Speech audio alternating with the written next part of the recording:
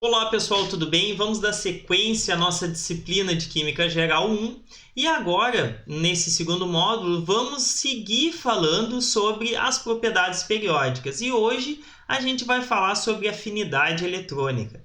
O que é afinidade eletrônica? A sua definição, de afinidade eletrônica ou eletroafinidade é a energia envolvida quando um mol de átomos um mol de elétrons é adicionado a um mol de átomos na sua fase gasosa, né? Então, por exemplo, eu pego esse elétron, né, e adiciono na eletrosfera desse elemento que está na sua forma fundamental, ou seja, o número de prótons presentes no núcleo é igual ao número de elétrons na eletrosfera, logo ele não possui carga, e no momento que eu adiciono um elétron, devido à carga negativa do elétron, ele fica com excesso de cargas negativas, assumindo essa carga e se tornando então agora um íon, mais especificamente um ânion, né, que é o íon carregado negativamente.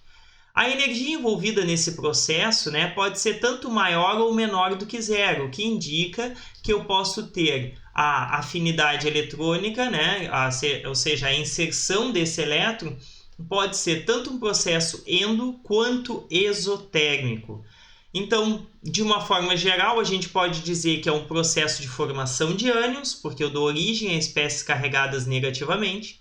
É um processo que pode ser tanto endo ou exotérmico para a primeira afinidade eletrônica, ou seja, a energia envolvida na primeira adição do primeiro elétron, né, ela pode ser tanto endo quanto exo.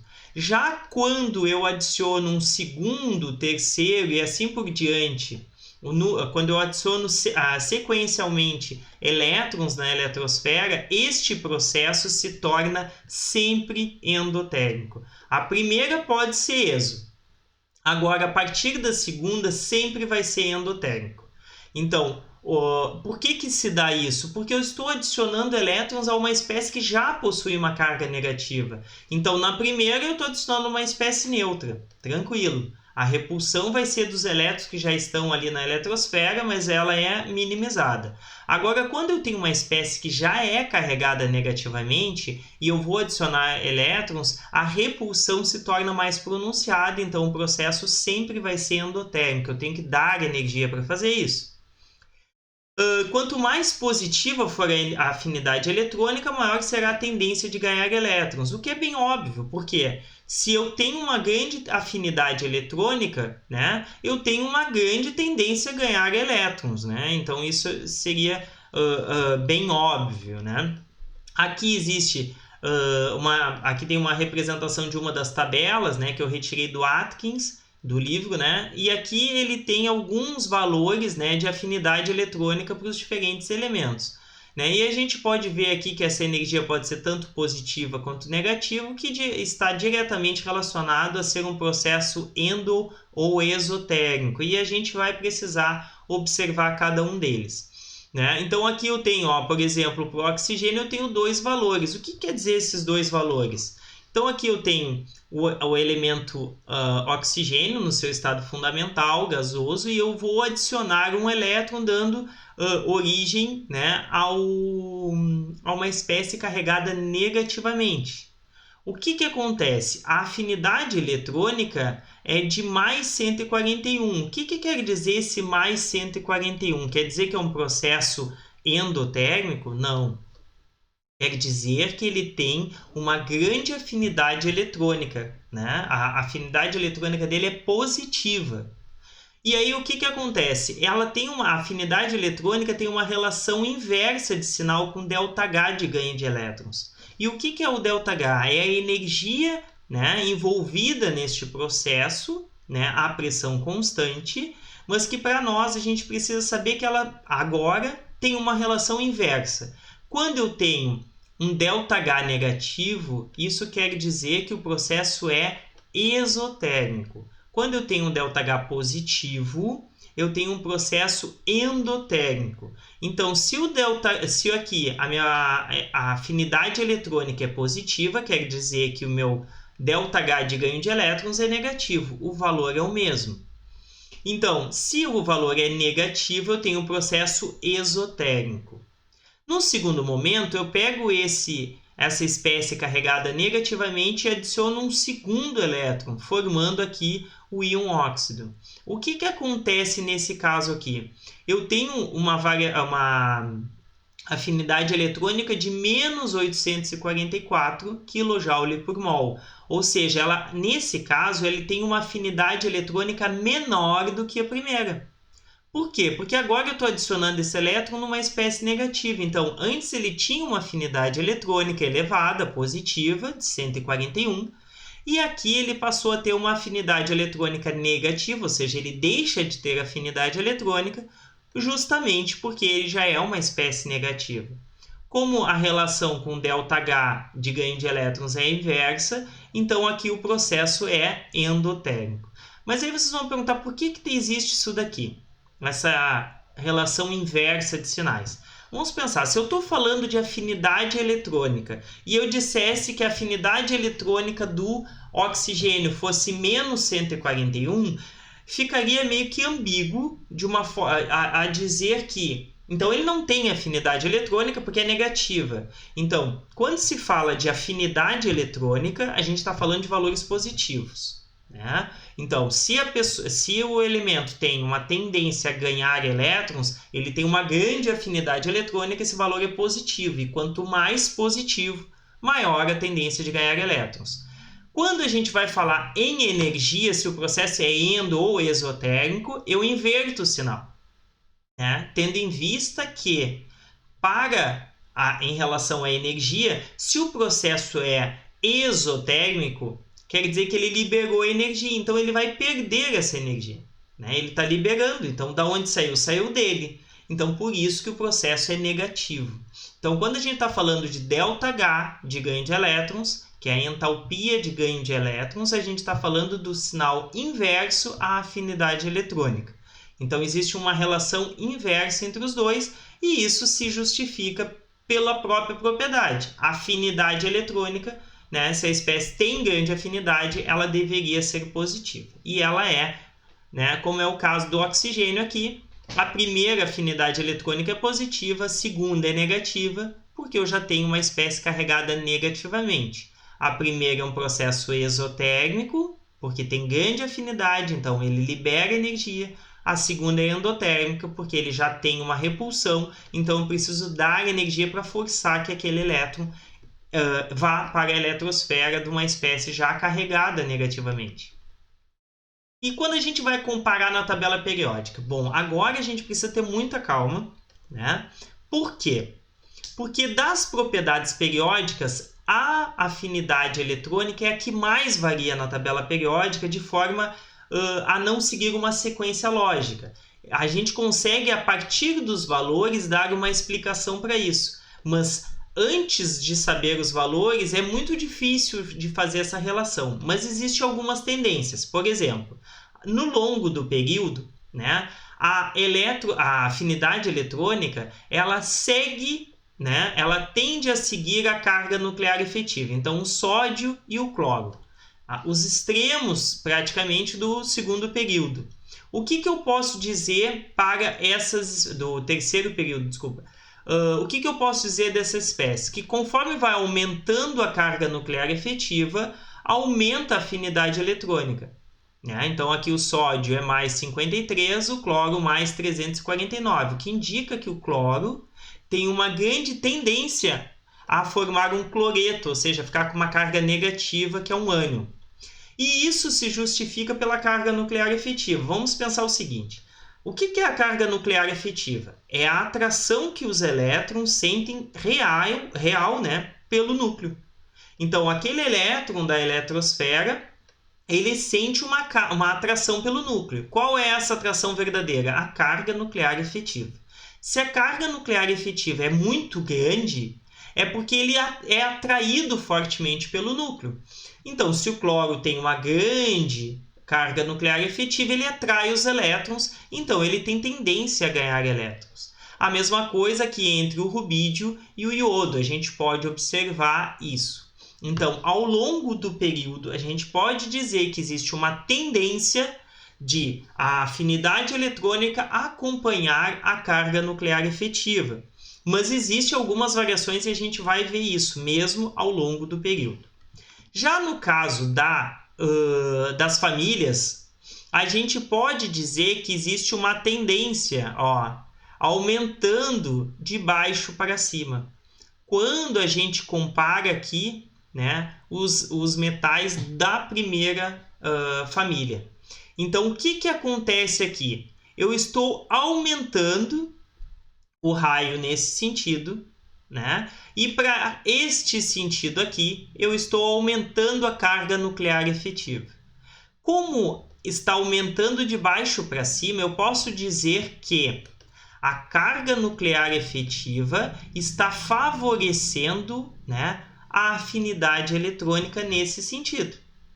Então, entre o rubídio, o potássio, o sódio e o lítio, a diferença na afinidade eletrônica se deve à carga nuclear efetiva. Quanto maior a carga nuclear efetiva, maior a tendência a receber elétrons. Só que aí quando a gente olha para cá, o que acontece? Olha aqui, eu deveria ter um aumento, só que aí que chega no fluxo diminui. Por quê? Porque existe uma relação inversa entre essas duas propriedades de carga nuclear efetiva e raio. Em alguns casos, a carga nuclear efetiva ganha, que é aqui. Porque aqui está aumentando o raio, mas está diminuindo a afinidade eletrônica. Neste caso aqui, existe uma tendência de diminuição, mas ela é quebrada no flúor. Porque o que acontece? O flúor é um elemento ele tem uma alta carga nuclear efetiva. Só que ele é um átomo muito pequeno.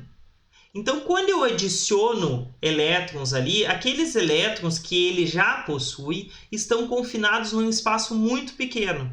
E isso vai fazer com que haja uma grande repulsão dos elétrons.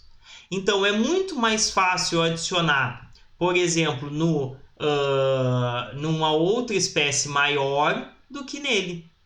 E isso se deve que a gente pode comparar aqui, flúor e cloro, tá? O cloro é maior, né? Então apresenta um maior raio e por isso ele tem uma maior afinidade eletrônica do que o flúor, né? Logo, se eu comparar entre o cloro e o bromo, ocorre uma diminuição na afinidade eletrônica. Por quê? Porque o cloro apresenta uma maior afinidade por causa da carga nuclear efetiva. E aí eu vou comparar essa espécie com esse daqui. O bromo tem uma maior afinidade eletrônica, né? Por causa justamente da carga nuclear efetiva.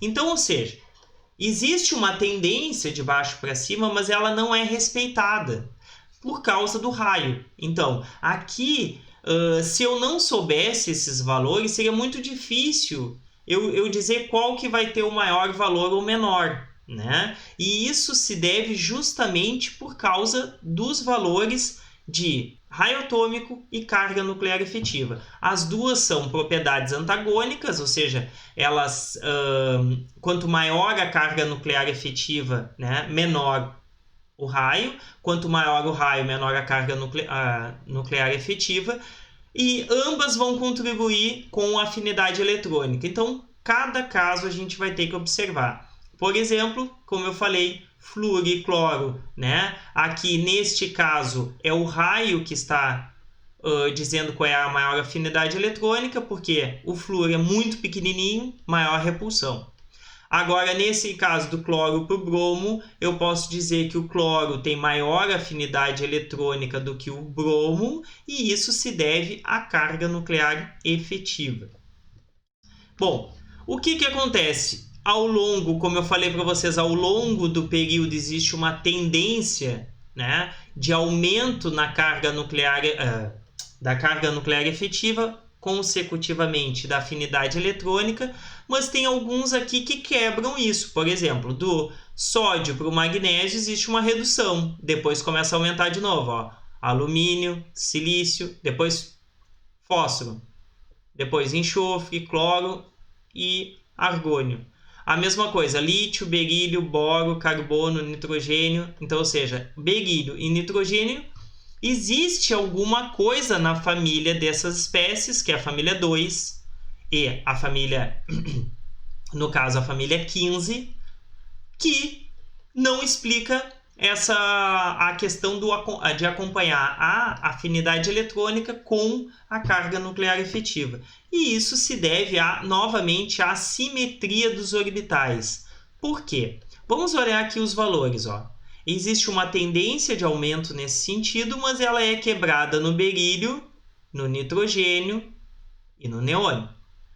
Então, aqui no caso do berílio, aqui está a configuração eletrônica do estado fundamental e o próximo elétron que eu adicionar no berílio, ele abriria um orbital P, quebraria a simetria. Então, este processo tende a ser baixo, né? Então, ele tem uma menor aqui afinidade eletrônica. Quanto maior a afinidade eletrônica, maior a tendência, né, de ganhar elétrons. Então, quanto menor a afinidade eletrônica, menor a tendência de ganhar elétrons. Então, aqui, ele é menor do que zero, ou seja, ele é muito pequeno, porque se eu der esse elétron, vai abrir um novo orbital e vai quebrar a simetria dos orbitais P. Aí, nesse caso aqui, já foi quebrada a simetria, então o próximo elétron entraria aqui nesse segundo orbital P, então o valor é positivo, né? Então ele já tem alguma tendência. Aqui o valor aumenta bem mais, por quê? Porque aqui, quando eu adiciono esse elétron, eu formo uma simetria no carbono, então existe essa tendência, né? Agora no nitrogênio cai de novo. Por quê? Porque o próximo elétron entraria aqui nesse orbital P, quebrando a simetria desses 3 orbitais degenerados, né?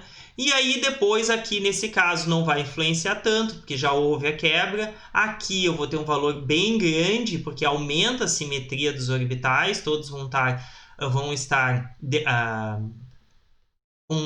com 2 elétrons, né? E aumenta a simetria. E neste caso aqui o valor diminui muito. Por quê? Porque o neônio ele tem o seu octeto completo, então ele é um átomo extremamente estável. E, além disso, quando eu adiciono, eu tenho que abrir um novo nível. Ele vai para o 3s. Então, o que acontece? Isso justifica que ele tenha baixa afinidade eletrônica. Então, neste caso aqui no período, eu disse que existe uma tendência de acompanhar a carga nuclear efetiva. Entretanto, em alguns casos, a gente precisa avaliar a quebra da simetria. Então, a simetria dos orbitais tem forte influência nos valores de afinidade eletrônica. E isso a gente vai observar também, da mesma forma que a gente observou na energia de ionização, a gente vai observar, só que agora entre o cromo, né, e o manganês. O que acontece? O cromo ele vai ter essa configuração aqui. Então, ele tem os 5 orbitais D, cada um com um elétron, e o próximo elétron vai entrar aqui, no orbital S, formando 4s2. Por isso, ele tem uma afinidade eletrônica, porque vai dar um elétron para cá, tranquilo. Agora, aqui eu já tenho um valor negativo, que quer dizer que ele não tem afinidade eletrônica. E por que isso? Porque o próximo, o manganês já tem o orbital S, 4s, preenchido. O próximo elétron teria que entrar aqui, um dos 5 orbitais D. Então, ele tem 5 orbitais, cada um com um elétron. Por isso que é D5. O que acontece? Quando ele chegasse o sexto, ele teria que entrar aqui com sinal invertido, né? Menos meio. Isso vai quebrar a simetria desses 5 orbitais, por isso que o valor é negativo. Ele não tem afinidade eletrônica comparado com esse aqui. O cobre e o zinco ocorre a mesma coisa. No caso do cobre, ele tem configuração 4s1, 3d10. Ele tem os 10 orbitais D completos, né?